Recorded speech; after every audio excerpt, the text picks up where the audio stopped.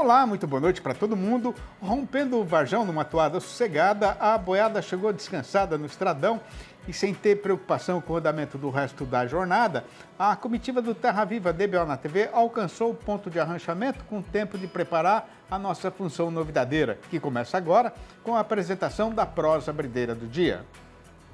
Reafirmando o compromisso do nosso serviço noticiarista e novidadeiro, tanto com o companheiro criador de gado de corte, quanto com o amigo pecuarista que ganha a vida na lida de criar bezerra e ordenhar a vaca leiteira, hoje a gente vai usar o tempo desta brideira para apresentar o balanço do IBGE, o Instituto Brasileiro de Geografia e Estatística, a respeito do caso que foi passado com a entrega de matéria-prima na indústria laticinista nacional no 2022, recentemente terminado. Começando então a recitação pelo derradeiro trimestre, o que aconteceu foi que, de outubro a dezembro, as usinas receberam um total de 6 bilhões 290 milhões de litros.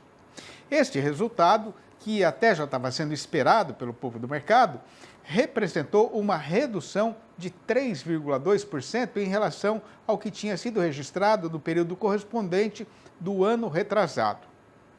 Conforme a companheira fazendeira tem perfeito conhecimento, nos últimos 3 meses de todos os anos, com o tempo ajudando e tendo pasto à vontade, de boa qualidade, a vacada sempre responde aumentando substanciosamente a sua produção na comparação com o terceiro trimestre, Pois o que apareceu nesta última pesquisa foi que o volume recebido pelas empresas do setor cresceu sim, mas só 2,5%, um percentual que vem a ser bem menor do que o normal. Virando a página e passando agora para o balanço anual, o que veio escrito no relatório foi que a captação total ficou em 23 bilhões 850 milhões de litros de leite, com uma queda de 5% pareando com 2021, sendo que este volume foi o menor registrado pelos técnicos responsáveis pelo estudo nos últimos 6 anos. A respeito do desempenho dos principais estados leiteiros brasileiros, o que tem para ser contado é que Santa Catarina foi o único a apresentar um crescimento na produção do 21 para o 22, e ainda assim com um aumento bem ligeiro, de 1,1%, somando 2 bilhões e 970 milhões de litros entregues nos laticínios locais.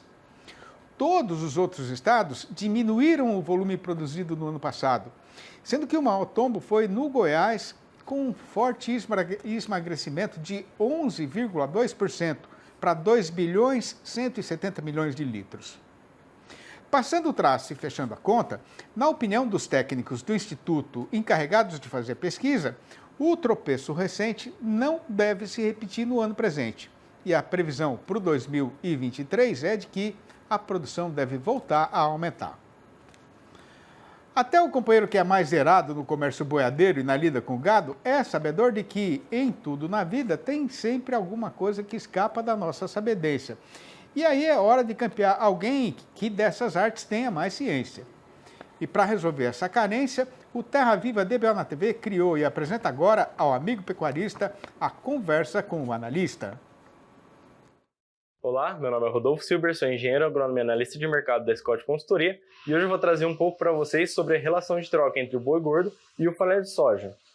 Bom, com o avanço da colheita, a maior disponibilidade da oleaginosa aqui no mercado interno, as esmagadoras aumentaram suas atividades em consequência, o farelo de soja também teve uma maior disponibilidade aqui no mercado interno. De acordo com o levantamento da Scott Consultoria, nessa primeira quinzena de março, o farelo de soja estava cotado em R$ 2.773, isso sem considerar o frete. É uma queda aí de 4,9% frente à média de fevereiro.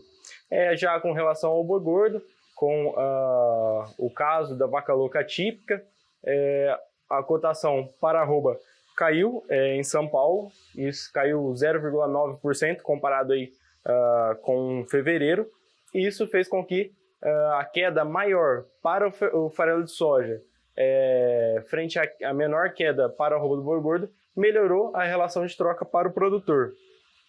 Hoje, então, considerando a Praça Paulista, a relação de troca está em 10,2 arrobas de boi gordo para 1 tonelada do farelo de soja. Comparando, então, com o ano passado, nesse mesmo período, a relação de troca está 13,4% pior. Agora, o que a gente deve observar para o futuro próximo aqui?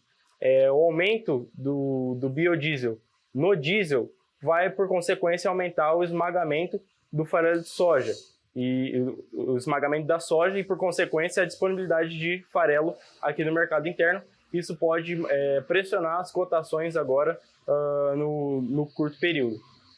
Um ponto que a gente deve se atentar também é olhar para a Argentina, que com as reduções na produção vai haver uma redução no esmagamento, uma redução na oferta do farelo de soja, e isso pode trazer uma demanda extra aqui para o Brasil, olhando aí para o ponto de vista da exportação. Isso então pode segurar um pouco as quedas para o farelo, e também a gente deve observar a arroba do boi gordo, o comportamento dela. Se a arroba do boi gordo subir agora no curto período e o farelo de soja continuar caindo, essa relação de troca vai aumentar ainda mais. Por hoje era isso, obrigado e até a próxima. Fazendo a conta das léguas que já foram percorridas pela boiada e das que ainda estão para serem vencidas até chegar no sítio do Fundão, e descontando as paradas que têm de ser feitas ao longo da estrada, a conclusão é de que a gente já está quase na metade da nossa jornada. Pois então, a hora é recomendada para se fazer uma rápida parada, mas é já que a lida vai ser retomada. Aguarde. Por este mundão do nosso sertão afora, a principal utilidade da terra para o fazendeiro brasileiro é a formação de pasto, sendo que o país tem hoje mais ou menos 160 milhões de hectares destinados a esta finalidade. Mas, tirante aí uma parte relativamente pequena dessa imensidão de chão, a ocupação dessas áreas ainda é muito baixa e a produtividade das boiadas criadas em cima delas poderia ser substanciosamente aumentada. Mas sendo verdade, verdadeira mesmo, que toda a história tem um lado bom, nesse caso presente, o que tem para ser contado é que, ultimamente, a pecuária brasileira está avançando numa toada bem ligeira para mudar esta situação. E, juntamente com outras entidades, quem está na ponteira desta empreitada é o pessoal do GTPS, que recentemente mudou seu nome para Mesa Brasileira da Pecuária Sustentável. E para esticar uma prosa a respeito de como é que isso está sendo feito, a gente convidou para a nossa entrevista do dia a engenheira ambiental Luísa Bruscato, diretora executiva do GTPS, que vai participar do programa falando ao vivo por vias internéticas, aqui mesmo da nossa capital paulista. Boa noite, Luísa. Obrigado por você ter aceitado o nosso convite. Seja muito bem-vinda aqui no nosso arranchamento eletrônico e fique bem à vontade que a casa aqui é sua, viu? Olá, Sidney. Boa noite. Muito obrigada pelo convite. Ô, Luísa, de que tamanho é o problema das áreas de pasto degradado no Brasil? Olha, eu acho que um ponto anterior a esse é a definição do que é pastagem degradada, né? Então, existe um debate hoje de como são analisados esses dados via satélite e esse monitoramento para especificar níveis de degradação. Então, tem primeiramente esse desafio no entendimento ali da academia, dos cientistas, né, de entender esses níveis de degradação. Mas o tamanho do desafio é grande. Os números também ainda não, a gente não tem um consenso, aí algumas fontes dizem 90 milhões de hectares degradados, outros dizem 60 milhões, enfim, tem uma variação um pouco grande aí de hectares ainda. Então, o GTPS tem um grupo de trabalho que está discutindo esses assuntos e esses números. Uhum. Agora, Luísa, o que é que o Brasil perde, né, por causa das áreas de pasto degradado no país?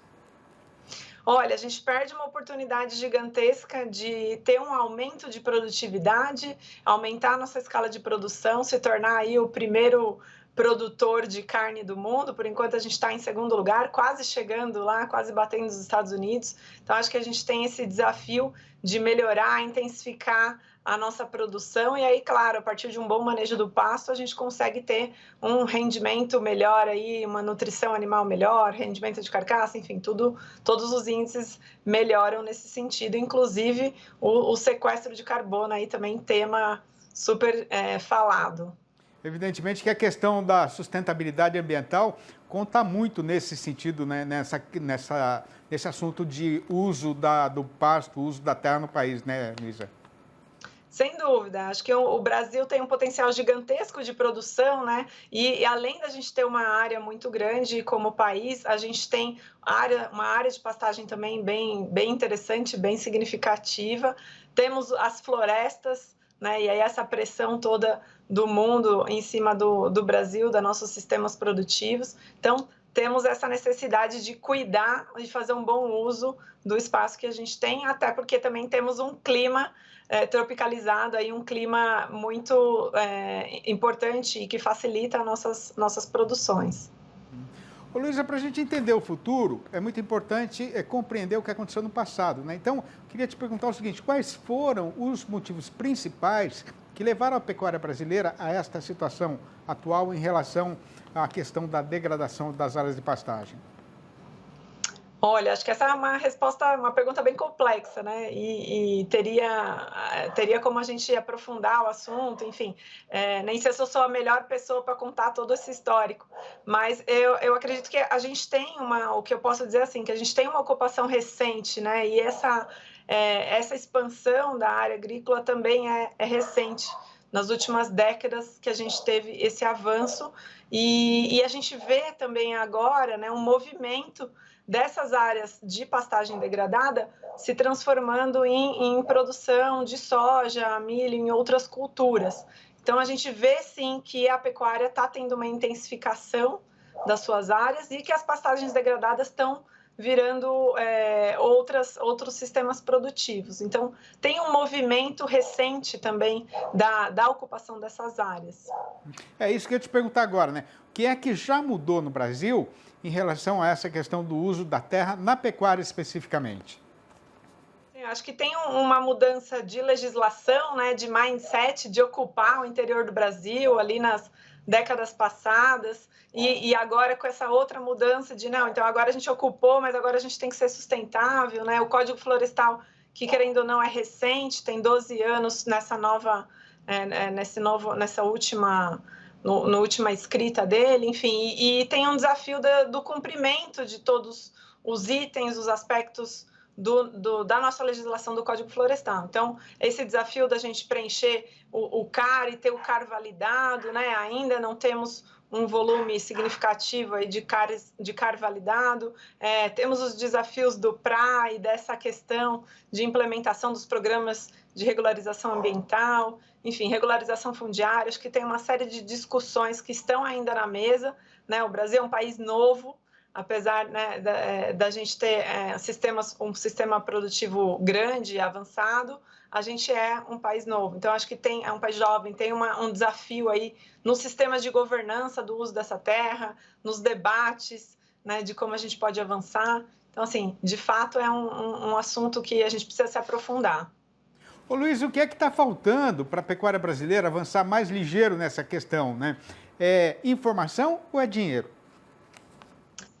Olha, eu acho que as duas coisas, né? Tem uma parte de informação relevante e necessária para chegar para o produtor rural ainda em termos de tecnologia, produtos que ele pode utilizar para melhorar suas pastagens, para intensificar sua produção, além de não só a pastagem, mas outros tipos de melhoria na fazenda, gestão, a parte administrativa, melhoramento genético. Acho que tem vários aspectos, né, de índices zootécnicos aí que a gente poderia trabalhar e melhorar para ampliar o ganho do produtor também, né?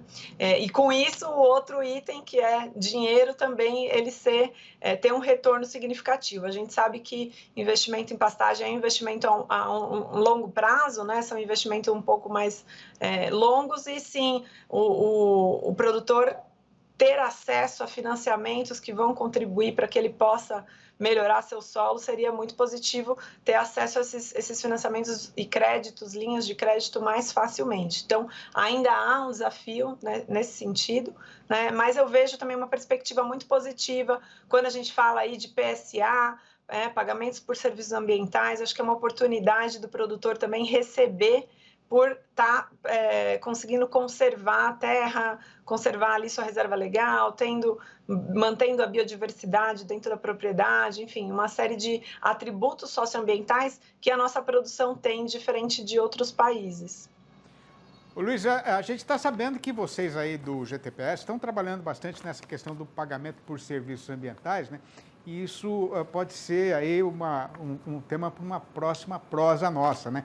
Eu volto a ligar para vocês para a gente programar aí uma entrevista sobre esse assunto especificamente, que é muito interessante e muito importante para o pecuarista brasileiro, né?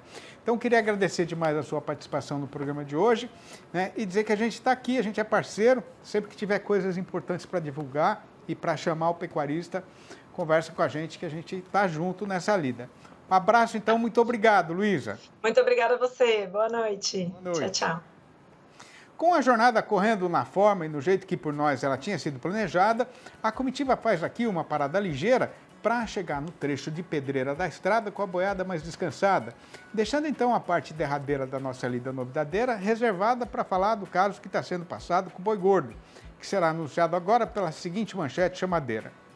A cadeia produtiva da carne bovina brasileira agora está com esperança renovada de resolver sem mais demora a trapeira com a China. Mas enquanto isso, a exportação patina e a nossa praça boiadeira já ameaça pegar de novo a descida da ribanceira. O Terra Viva DBO na TV volta já. Aguarde. Com o gado já ficando viçoso, mas com o mercado ainda andando num caminho duvidoso para o boiadeiro, o Terra Viva DBO na TV pede a atenção de todo mundo que está aí na frente da televisão para a apresentação do noticiário e do comentário a respeito do boi gordo e da sua verdadeira cotação.